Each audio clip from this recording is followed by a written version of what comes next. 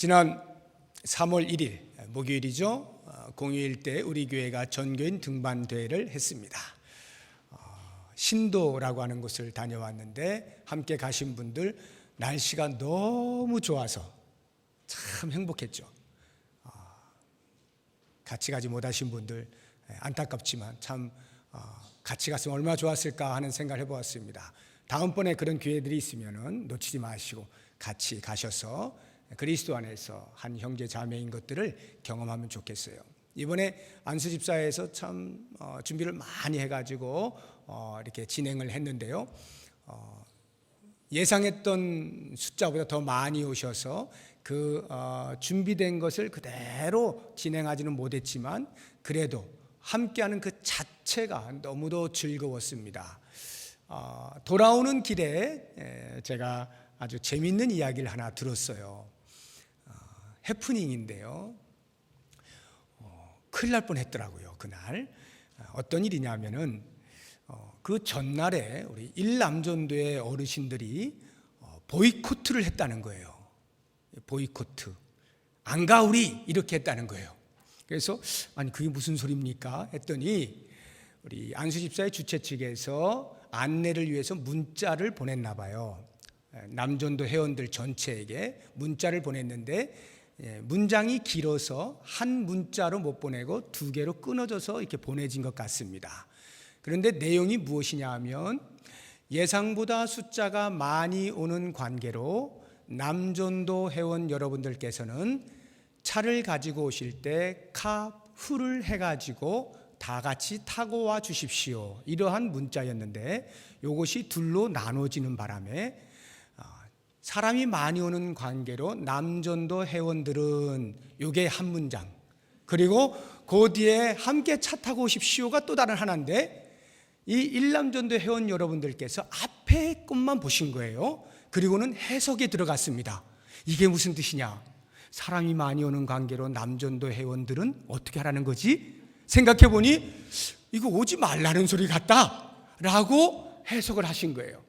거기 일남전도라고 쓰지도 않았는데 남전도 회원들은 하는데 당신들께서 당신인 줄 알고 오지 말라는 겁니다 해가지고 섭섭해서 야 우리는 따로 가자 해가지고 일남전도 회원 여러분들끼리 전화해가지고 우리 속초 갈까? 설악산 갈까? 이러셨다는 거예요. 나중에 오해가 풀려가지고 이제 다 오셔서 즐거운 시간을 보내셨습니다. 저는 이게 해프닝이지만 왜 섭섭하셨을까? 물론 이제 문자를 다 정확히 안 보셨기 때문에 오해를 해서 이제 섭섭하신 것입니다만 저는 그것보다도 인간이 섭섭한 이유가 있어요. 뭐 여러 가지 많이 있겠습니다만 핵심이 뭐냐면 소외감을 느꼈을 때 섭섭한 거예요. 소외감, 나만 지금 왕따 당했다라는 생각이 들 때 섭섭한 겁니다. 우리 일남전도 회원 어르신들께서 그런 경우 아니었겠어요? 야 이거 우리만 지금 놔두고 자기들끼리만 놀겠다는 거야? 라는 생각을 했기 때문에 그 소외감이 드니까 섭섭해지신 거거든요. 그러면 왜 이런 소외감이 들까? 사람의 마음속에는 이유는 딱 한 가지입니다. 우리 인간의 존재 양식이 공동체로 존재하게 되어 있기 때문에 그래요. 소외라고 하는 것 자체가 모두에게 열려 있는데 나에게만 막혔다 이런 말이거든요. 그러니까 기본적으로 사람이 살 때에 함께 살도록 그 존재의 양식이 지어져 있는데 혼자라는 생각이 드니까 당연히 섭섭해지는 것입니다. 제가 왜 이 말씀을 드리는가 하면 오늘 우리의 공동체성이라고 하는 것이 존재 양식으로서만이 아니라 구원에 있어서도 그 성격이 공동체성을 가진다라고 하는 것을 말씀드리기 위함입니다. 하나님께서 그리스도를 통하여 우리를 구원하실 때 그 구원은 공동체적 성격을 가지고 있어요. 물론 이 말은 구원의 방식이 공동체적이라는 말은 아닙니다. 다시 말해서 우리가 어떻게 구원을 받습니까? 라고 말을 할 때에 예수 그리스도를 믿음으로 말미암아서죠. 집단적으로 구원받지 않습니다. 한 나라의 수장인 대통령이 예수를 믿었다 하여서 온 백성들이 한꺼번에 구원받는 일은 없습니다.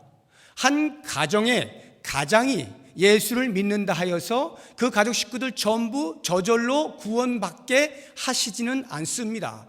구원은 전적으로 개인에게 다가옵니다. 그래서 입으로 예수를 주라 시인하는 자에게만 구원이 주어져요.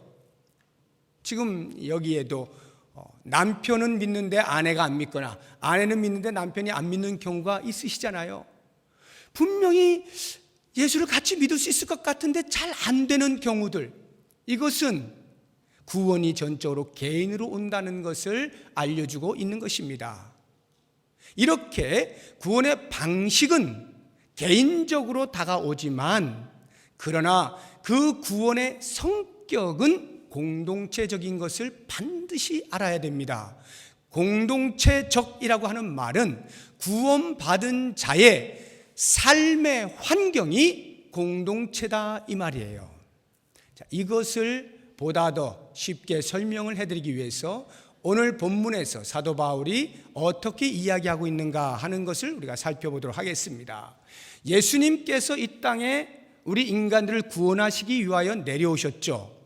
그 사역의 중심을 사도 바울은 이 단어로 표현을 하고 있는데 그것이 바로 화평입니다. 우리가 오늘 읽지는 않았습니다. 길어서. 그런데 2장 14절을 보시기 바랍니다.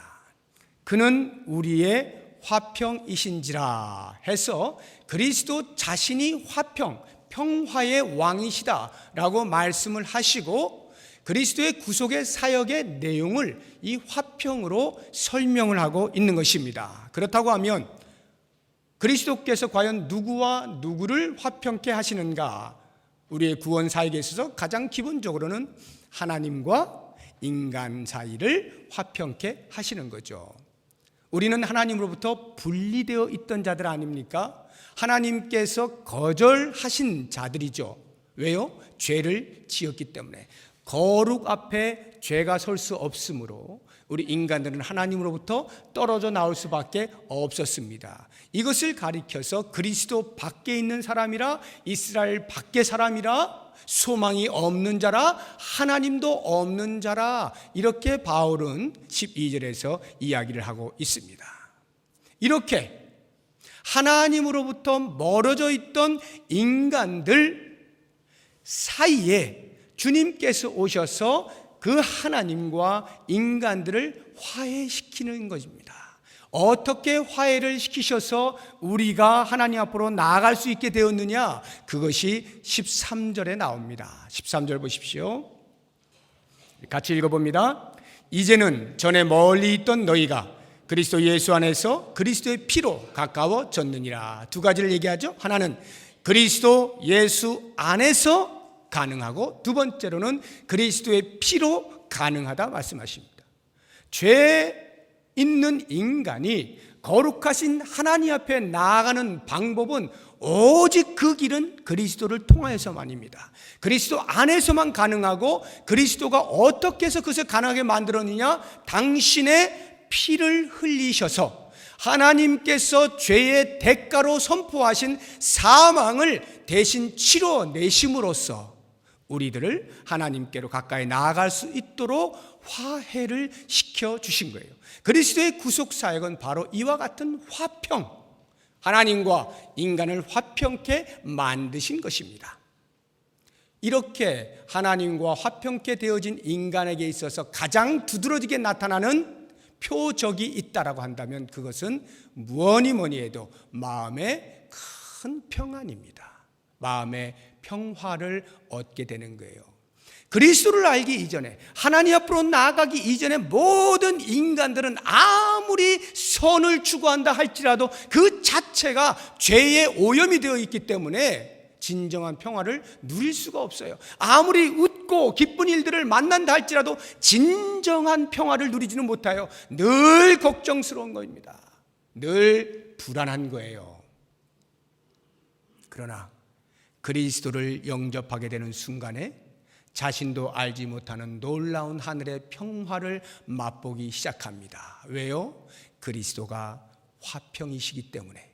그 화평이신 그리스도를 구주로 영접하게 되면 우리 안에 그 화평으로 가득하게 되는 거예요. 물론 우리가 예수를 믿자마자 곧바로 세상 어떠한 경우에도 흔들림 없이 큰 평화로 가득 차지는 않습니다. 우리의 믿음의 수준에 따라 화평을 경험하는 것이 다를 수가 있어요.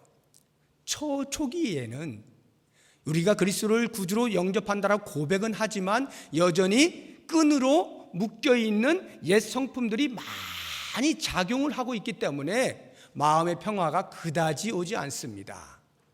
설령 어떤 큰 은혜를 받아서 눈물 콧물 다 쏟는 변화를 경험한 사람이라 할지라도 이내 어떤 생활의 어려움이 닥칠 때, 환난이 다가오게 되면 그 평화가 어디 간지 모를 정도로 시달리는 것을 보게 됩니다. 그러나 신앙생활을 오래 하면 오래 할수록 예수 그리스도의 주인 되심을 고백하면 할수록 점점 그 사람의 삶은 평화로워지는 것을 보게 됩니다. 물론 이 땅에 있는 동안에 완벽한 평화를 누리지는 못할 것입니다.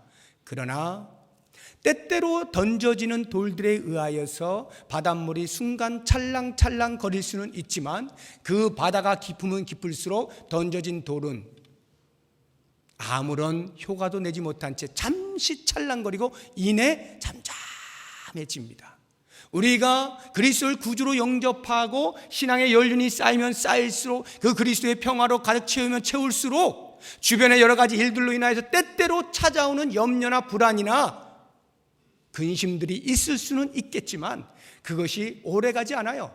금방 그리스도로 인해서 회복이 되는 거예요. 다시 평화를 누리게 되는 거예요. 우리의 구원의 가장 두드러진 특징은 뭐냐? 개인적으로 평화를 누리는 거예요. 여러분 그렇지 않습니까? 여러분의 삶 가운데 힘들고 어려운 일이 있을 때마다 다시금 주님 앞에 무릎을 꿇고 기도하면 주님께서 그 마음에 평화를 주시잖아요. 안정을 주시잖아요. 위로해 주시잖아요. 그래서 예수님께서 부활하셔서 제자들을 찾아가실 때 가장 먼저 던지신 말씀이 너희 가운데 평안이 있을지어다. 평안이 있을지어다. 구속함을 받은 자의 가장 큰 특징은 마음의 평화를 누리는 것입니다. 그런데 여기까지는 구원에 있어서 각 개인별로 다가와요. 그래서 그가 누가 되었든지 그리스도를 주로 고백하고 그 평화의 왕이신 그리스도를 영접하게 되면 개별적인 그런 평화들을 맛보며 살아갈 수 있습니다. 그런데 그리스도의 구원하심은 결코 여기로 끝나지가 않아요.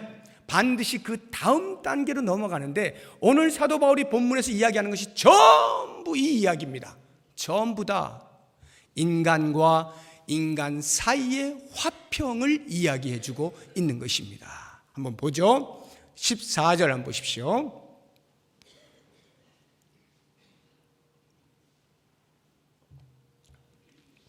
14절 그는 우리의 화평이신지라 둘로 하나를 만드사 원수된 것 곧 중간에 막힌 담을 자기 육체로 허시고. 둘로 하나를 만들었다라고 할 때에 둘이 누구냐 궁금하시죠? 사도 바울이 이야기하고 있는 이 둘은 당시 하나님의 선민이라 불리는 유대인들이고 또 다른 하나는 그 외 모든 사람 총칭하여 이방인, 이 둘입니다. 유대인과 이방인. 우리는 오늘날 유대인과 이방인을 하나로 묶었다는 말에 대해서 감흥이 없어요. 우리와 상관이 없다고 여기지기 때문입니다. 그러나 가만히 보시면 이게 얼마나 중요한 말씀이냐면 당시에 하나님의 관점에서 볼 때에 인간을 나누는 것은 딱 두 종류뿐입니다. 하나님 편 아닌 이 둘인데 하나님 편으로 상징하고 있는 것이 이스라엘 백성이에요. 하나님께서 아브라함을 선택하셔서 그 민족을 삼으셔서 이스라엘 백성들, 내가 선택한 백성들이다 라고 하는 하나님 편 사람들, 나머지 전부가 죄 가운데 여전히 머물러 있는 하나님 반대편에 있는 사람들, 이 둘로 나눠지는 거예요. 그런데 이 둘을 그리스도께서 당신의 육체를 던져셔서 가운데 막혀있던 담을 허물어 버리셨다 이 말입니다. 가장 가장 근본적으로 구별되고 있던 이 둘 사이를 허물었다. 이것이 바로 그리스도의 구속사역의 화평의 개념이에요. 실제로 성막을 보시게 되면 성막에는요, 사람들이 분류가 되어져서 머물 수가 있었습니다. 가장 안쪽에는 제사장들만이 머물 수 있는 뜰이 있었고, 그 다음으로는 유대인 남자들이 머물 수 있는 뜰이 있었고, 그 다음으로는 유대인 여자들, 그리고 그 다음에는 이방인들이 머무는 뜰이 따로 있었습니다. 특히 이방인들이 머무는 뜰에서 유대인이 머무는 뜰로 가는 그 가운데에는 담이 세워져 있었어요. 약 1.5m 정도의 담이 세워져 있었습니다. 그리고 그 담에는 경고문이 딱하니 붙어 있는데 내용은 이렇습니다. 이 문을 지나가는 자는 사형에 처한다. 무슨 말이에요? 이방인들은 결코 유대인과 섞일 수 없다, 이 말이죠. 완벽한 구별을 해놓고 있는 것입니다. 바로 이것이 역사적으로 볼 때는 AD 70년에 로마 장군에 의하여서 예루살렘 성이 함락되어질 때에 성전이 다 무너졌으니까 그 담벼락도 다 무너졌겠죠. 그러나 영적으로 그 중간에 막힌 담을 허셨다라고 할 때에는 그리스도가 십자가에 못 박히시는 순간 그 구속의 사역의 내용이 바로 이 구별해 놓은 유대인과 이방인 사이의 담을 허무신 겁니다. 더 이상 구별이 없어요. 그리스도 안에 들어오게 되면 전부 새 사람으로 바뀌게 되어 있어요. 새로운 인류의 창출입니다. 이것이 바로 공동체라는 거예요. 15절 보시죠. 법조문으로 된 계명의 율법을 폐하셨으니 이는 이 둘로 자기 안에 한 세 사람을 지어 화평하게 하시고 계속하여 둘을 하나로 만드신다라고 말씀하고 있죠. 16절 보십시오. 또 십자가로 이 둘을 한 몸으로 하나님과 화목하게 하려 하심이라. 18절 보십시오. 이는 그로 말미암아 우리 둘이 한 성령 안에서 아버지께 나아감을 얻게 하려 하심이라. 그리스도의 구속사역 화평이라고 하는 것은 이렇게 나누어진 인간들을 하나로 묶어 하나님께 동일하게 나아갈 수 있도록 만들어 주시는 것이다 라는 거죠. 그리스도께서 우리에게 행하신 구원의 성격은 이렇게 공동체적인 것을 알 수가 있는 것입니다. 그렇기 때문에 혼자 신앙생활하는 것은 옳은 방법이 아닙니다. 혼자 신앙생활하는 것은 구원이 무엇인지를 아직 모르는 겁니다. 혼자 신앙생활하는 것은 교회가 무엇인지를 모르는 것입니다. 그리스도께서 우리를 구원하여 주실 때에는 반드시 공동체 안에 넣어주셨지 혼자 구원의 기쁨을 누리라고 주신 것이 아니에요. 그런데 안타깝게도 현대로 올수록 점점 더 혼자 신앙생활하는 사람들이 늘어나고 있어요.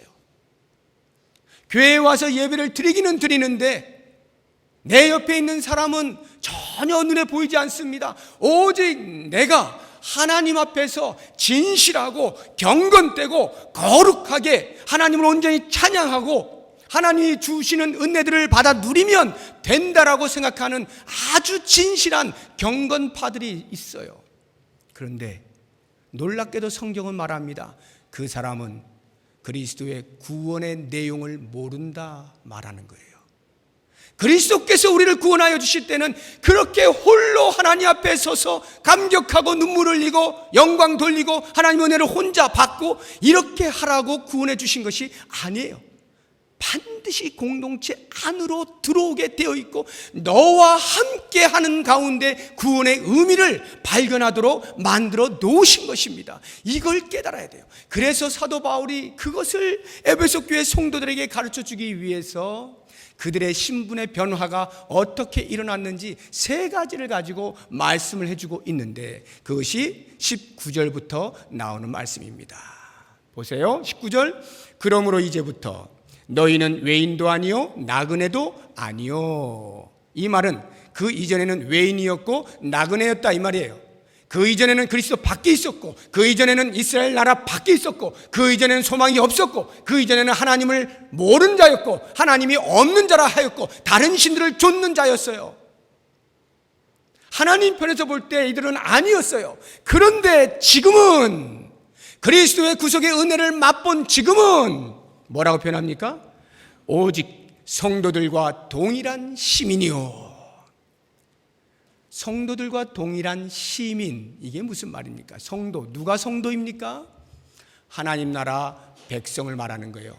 그 당시로 하면 유대인들이죠. 하나님이 선택한 백성들, 유대인들, 이들이 성도였습니다. 그런데 이방인이었던 그들이 이제는 그리스도 안에서 이 성도라 불리는 유대인과 똑같은 시민이 되었다. 어느 나라에? 하나님 나라에. 하나님 나라의 시민이 되었다. 그래서 하나님 나라의 백성의 신분을 이야기해 주고 있어요. 이 말의 의미는 백성이 혼자 있는데 백성이라 하는 경우 보셨습니까? 없어요. 백성은 최소 둘 이상이어야 돼. 최소 둘 이상. 공동체가 형성될 때 백성이라는 말이 가능한 거예요. 하나님 나라라고 할 땐 적어도 둘 이상이 돼야 되는 거죠. 공동체를 말해주고 있는 거예요. 우리가 2002년도 한일 월드컵 할 때 여기 계신 분들 가운데도 아마 길거리에 나가서 응원하신 분 계실는지 모르겠어요. 대한민국 이거 할 때 왜 합니까? 그거를 딱 한 가지 이유죠. 내가 대한민국 사람이기 때문에, 내가 대한민국 백성이기 때문에 같이 외치는 거예요. 내가 다른 나라 사람이라면 대한민국 할 이유가 없죠. 또는 내가 대한민국 사람인데 전부 대한민국 하는데 혼자서 다른 나라를 외친다면 이거 이상하죠. 적어도 한 나라의 백성이라면 이렇게 하나됨이 공동체 안에서 느껴지는 삶을 살게 되어 있는 것입니다. 두 번째로 사도 바울이 우리에게 말해주고 있는 신분은 그 19절 뒷부분을 보면 하나님의 권속이라 이렇게 이야기를 하고 있지 않습니까? 하나님의 권속, 이 말은 가족이라는 말입니다. 가족. 우리가 그리스도의 화평케 하시는 은혜로 인하여서 하나님의 가족이 된 겁니다. 가족도 역시 마찬가지죠. 혼자를 가리켜 가족이라 말하는 경우는 없습니다. 적어도 둘 이상이 될 때 가족, 이렇게 이야기를 하는 것이죠. 공동체를 말하는 거예요. 그런데 이 가족이요, 혹시 여러분들의 가족들을 한번 돌아보십시오. 그 관계를 한번 생각해 보십시오. 만약에 가족인데 하루 종일 대화가 없어.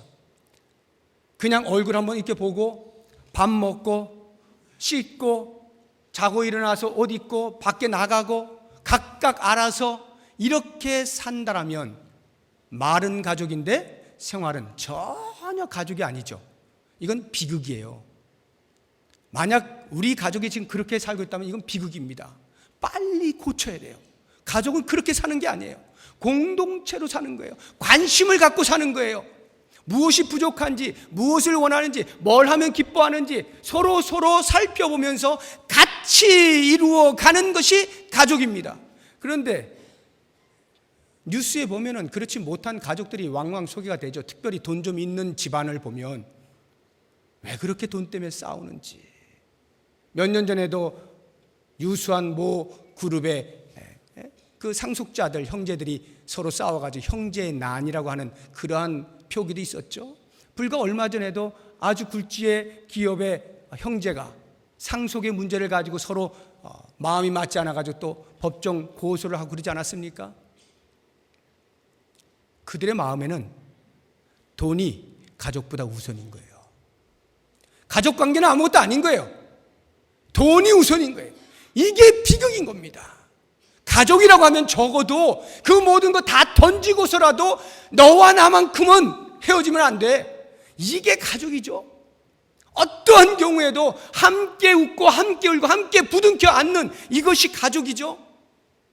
우리가 그리스도 안에서 하나님의 권속이 되었다는 것, 이것은 곧 너로 인하여 나의 존재 의미를 갖는다는 것이고, 나 때문에 너 역시 존재 의미를 가져라는 것이고, 우리는 함께 한 식구다. 공동체를 말해주고 있는 것입니다. 사도 바울이 이 공동체를 설명하기 위해서 마지막으로 이야기해주고 있는 것이 성전이라고 하는 개념입니다. 20절 보시기 바랍니다. 너희는 사도들과 선지자들의 터 위에 세우심을 입은 자라. 그리스도 예수께서 친히 모퉁이 돌이 되셨느니라. 21절 그의 안에서 건물마다 서로 연결하여 주 안에서 성전이 되어 가고. 성전. 22절에 똑같은 말이 나옵니다. 너희도 성령 안에서 하나님이 거하실 초소가 되기 위하여. 하나님이 거하시는 초소 곧 성전을 말합니다. 우리의 신분이 성전이라 이렇게 이야기를 해주고 있는 것입니다. 자, 그렇다고 하면 이 성전이 과연 공동체에 무엇을 어떻게 설명해 주고 있는가? 성전을 짓는다라고 생각해 보십시오. 요즘은 건축 기술이 하도 발달을 해서 H빔 탁 세워가지고 턱턱턱턱 세워가지고 그냥 쭉 붙여버리면 끝납니다.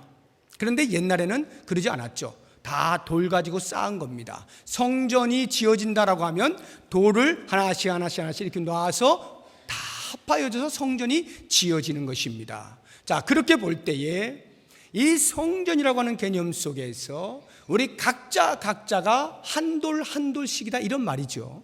한 돌 한 돌인데 그것이 터 위에 예수 그리스도를 모퉁이 돌로 하여 그것을 중심으로 하여서 그 각각의 돌들이 다 연결이 되어질 때만이 성전이 되는 것입니다. 거기에서 어느 하나가 쑥 빠져버리면 튼튼하지 못한 건물이 되는 거죠. 그렇기 때문에 각각의 돌은 그저 그냥 그 자리에 있는 정도밖에 안 된다고 여길지라도 전체로 보면 그것이 합하여 건물이 되어 가는 것입니다. 이게 중요한 거예요. 우리가 하나님의 성전을 지어가는 각각의 돌이라고 생각할 때에 모두가 너와 내가 같이 붙어서 그리스도께 붙어서 연결되어서 우리가 하나의 교회를 이룬다는 것 잊지 마시기 바랍니다. 이게 공동체예요. 그래서 어느 누구를 우습게 여기거나 무시하거나 업소히 여기면 안 되는 것이고 어느 누구가 다른 사람보다 뻑이거나 자랑하거나 내세우면 안 되는 것이고 모두가 각각 자기의 처해진 자리에서 그 역할을 하면서 함께 연결될 때 비로소 하나님의 성전이 아름답게 지어지는 거예요. 또 하나 이 성전에서 우리가 놓치지 말아야 할 것, 사도 바울이 우리로 하여금 성전이다 라고 말하지 아니하고 성전이 되어 간다라고 말하지 않습니까? 21절에. 그리고 22절에도 보면 뒷부분에 그리스도 예수 안에서 함께 지어져 가느니라 이렇게 말하고 있어요. 완성된 게 아니에요. 가고 있는 중이다 이런 말입니다. 지어져 가고 있는 중이에요. 이게 무엇을 의미할까요? 가고 있다 보니까 공사 중에 때로는 이런 일 저런 일이 생겨요. 뿐만 아니라 돌을 함께 연결해서 나아가게 될 때에 자연석 갖다가 탁탁 놓으면 그냥 다 연결됩니까? 안 되죠. 연결이 잘 되려면 튀어나온 부분 깎아내야 됩니다. 면을 고르게 해서 서로 탁탁 붙게 만들어야죠. 각각의 돌이 깎여져야 됩니다. 우리가 그리스도를 영접하여서 구원받았다 하여서 모든 게 내 세상이 아니에요. 함께 지어져가는 그 교회의 구성원으로서 나 자신이 깎여져야 돼요. 다른 사람과 함께하는 데에 불필요한 것들 깎여야 됩니다. 튀어나온 것들 깎여야 됩니다. 면을 부드럽게 만들어서 같이 붙어 있게 해야 되는 거예요. 이 깎이는 작업이 우리 각각에게 있어야 하는 것을 잊지 마십시오. 그래서 무슨 교회가 이래 라고 하는 것은 깎여야 되는 것을 아직 모르기 때문에 그래요. 교회가 그런 거예요. 깎이는 일이 남아있는 겁니다.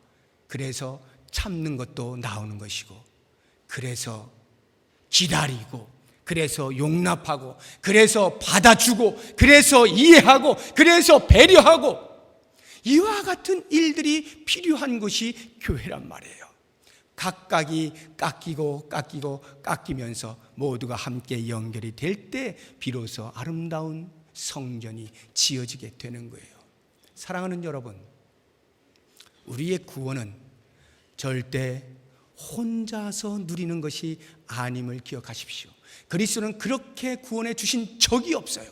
그러므로 나 건들지 마, 나는 오직 나 혼자 조용히 있다 갈 거야 하시는 분은 아직 그리스도의 구원을 모르는 분이거나 아니면 그 믿음이 대단히 어린 상태에 있는 사람입니다. 우리의 구원은 반드시 공동체예요. 그래서 이 공동체를 경험하기 위하여서 이제 모든 돌들마다 자신을 깎아 나가면서 함께 지어져 나아갈 때에 그 전체 거시적으로 볼 때 그리스도 안에 있는 모든 백성들을 다 일컬어서 한마디로 표현하면 그걸 교회라는데, 이런 교회는 백인이든 흑인이든 황인종이든 남자든 여자든 노인이든 어린이든 옛날에 살던 사람이든 지금 살던 사람이든 앞으로 살 사람이든 전부 다를 통틀어서 교회라고 말하는데, 이런 교회를 가리켜서 우주적 교회라 표현하는 겁니다. 우주적 교회, 그리스도 예수를 머리로 하여 모든 이가 하나 되어지는 이것을 우주적 교회라고 해요. 그런데 이 우주적 교회라고 하는 것은 우리의 머릿속에 추상적으로 이성적으로만 다가올 뿐이지 삶 속에서 직접 경험되지는 않습니다. 그래서 주님께서 우리에게 주신 것이 바로 지역교회입니다. 부평에 부평 동북교회라고 하는 이 지역교회를 세우신 거예요. 청천동에 청천 무슨 교회를 또 세우신 거예요. 각각의 지역마다 교회들을 세우시고 그 지역교회 안에서 가시적인 거리 안에 있는 사람들끼리 이와 같이 함께 지어져 가는 공동체의 삶을 경험하도록 허락해 주신 거예요. 그래서 우리가 부평 동북교회라는 이름으로 함께 지금 모여서 신앙생활을 하고 있는 거예요. 그런데 이러한 공동체 속에서도 진정한 공동체의 경험을 하기란 쉽지가 않습니다. 예를 들어서 주일 오전 한 번 예배 참석하시는 분들 이 자리에 꽤 계십니다. 그분들 공동체 경험하십니까? 쉽지 않아요. 잠시 예배드리는 요 1시간 동안 옆에 사람들 같이 앉아서 예배드린다는 것이지, 저들의 필요가 무엇인지, 저들이 무엇을 기도 제목을 갖고 있는지, 저들의 아픔이 뭔지 모릅니다. 알지 못해요. 왜? 그런 시간을 안 가지기 때문에. 그렇다고 하면 이 부평 동북교회 안에서 그것을 경험하라고 주셨음에도 불구하고 우리가 경험 못한다면 경험할 수 있는 현장을 만드는 것이 너무나 중요한 거예요. 바로 그것이 우리 교회가 이번부터 실시하고 있는 새로 개편된 구역입니다. 이 구역 지금까지는 여성들로만 형성을 해왔어요. 왜? 남자들은 돈 벌어야 되기 때문에 그럴 시간이 없는 거죠. 그냥 시간이 좀 있는 여자들끼리만 모여서 그냥 구역 모임해, 이렇게 한 것인데 사실은 그것이 아니라 어떠한 경우에도 소수의 사람들이 모여서 그 안에서 우리는 한 가족입니다. 우리는 한 하나님 나라의 백성입니다. 우리는 함께 지어져가는 성전입니다. 이것을 경험해야만 되는 거예요. 이것이 우리의 구원의 내용입니다. 이것이 우리의 구원의 성격이에요. 반드시 그렇게 해야 돼요. 그래서 우리가 구역 조그만 몇 가정들이 함께 모여 있는 것입니다. 그런데 제가 이 목회 칼럼에도 썼습니다만, 지난 구역연합예배 때 이렇게 보니까 숫자적으로 볼 때 우리가 주일날 모이는, 오전에 모이는 작년 숫자 대비 약 45%가 나오셨더라고요. 반이 조금 못되게 참석을 하셨어요. 그러면 아직도 50% 이상은 참석을 하셔야만 부평 동북교회 성도로서 구원의 내용을 갖게 되는 것이고 그리스도의 구원의 성격을 이루어 드리는 것이 되는 겁니다. 그러므로 제가 오늘 여러분들에게 말씀을 드리고 싶은 것은, 아직 참여하지 못하신 분, 어떠한 상황에 의해서 불가피하게 참여하지 못한 경우는 전혀 문제가 될 것이 없습니다. 그 상황이 되어지면 되니까요. 그런데 아직 마음이 준비가 안 됐거나 마음이 그걸 왜 모여야 돼? 그게 뭐가 필요해? 라고 생각하시는 분은 다시 생각하시기 바랍니다. 오늘 말씀을 꼭 붙잡으시고 나의 구원이 무엇인가? 주님께서 나를 구원하여 주실 때는 무엇으로 구원하여 주셨는가? 이것을 깊이 생각하시면서 마음을 활짝 여시고 참여하십시오. 참여해서 별로 유익이 없는 것 같아. 그것이 깎이는 작업이에요. 그게 깎이는 거예요. 그렇게 깎여 나가면서 나도 모르는 사이에 함께 지어져 가는 성전을 바라볼 수 있는 것, 이것이 우리의 구원이 되어야 하는 것임을 잊지 마시기 바랍니다. 그래서 모든 성도들이 올 한 해 동안의 목표를 잡으십시오. 처음부터 100% 다 참석하는 것, 물론 마음이야 당연히 그렇습니다만, 처음부터 그렇게 되지 않는다 할지라도 적어도 지금 한 50% 정도가 참석을 했으니까 올해가 가기 전에 70% 함께 참석해 보도록 노력해 봅시다. 내년에는 좀 80% 이렇게 해서 우리 모든 성도들이 부평 동북교회라고 하는 이 하나님이 세워주신 지역교회 안에서 함께 지어져 가는 공동체인 것을 깊이 경험함으로 이 땅을 사는 동안에도 하나님 나라가 이렇겠구나, 천국을 경험하시면서 사시는 복된 삶 누리시기를 주의 이름으로 축복합니다. 기도하겠습니다. 하나님 아버지, 우리 교회가 새롭게 구역을 편성하여 시작했습니다. 남녀노소를 불문하고 함께 모이는 모임입니다.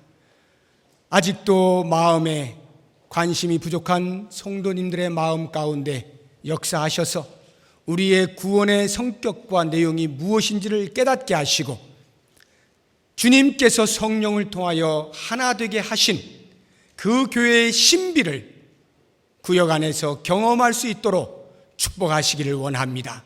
그래서 그 안에서 믿음도 자라나고 우리의 문제되었던 것들을 기도하며 응답도 받고 아픈 것들이 낫는 치유의 역사도 경험하고 서로 사랑을 나누며 하나님의 가족들이 모여서 한 하나님을 예배하는 공동체로 경험될 수 있도록 축복하여 주옵소서. 이 일에 앞장서는 구역장님들을 붙들어 주시고 믿음의 눈을 가지고 하나님께서 하시고야 말 그 집념 아래서 순종하여 충성스럽게 감당하심으로 반드시 이와 같은 아름다운 교회, 아름다운 구역 이루어갈 수 있도록 축복하여 주시옵소서. 함께 참여하는 모든 성도들 마음속에 참여하는 그 자체로 내가 하나님의 성전을 같이 지어가는 존재인 것을 깨닫고 하나님께 영광을 돌릴 수 있는 우리 모두가 되도록 축복하여 주시옵소서. 예수님의 이름으로 기도드립니다. 아멘.